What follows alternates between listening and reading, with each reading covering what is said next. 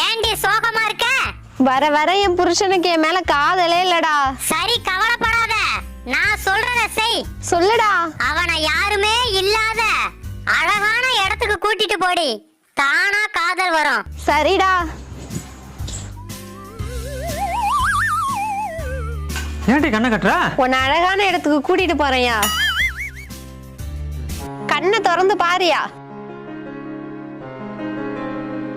பா, செம்மையா இருக்குடி இடம். சில்லுன்னு காத்து, வாய்க்கா தண்ணி, வரிசையா சவுக்க மரம், கண்ணுக்கு அழகா நீ.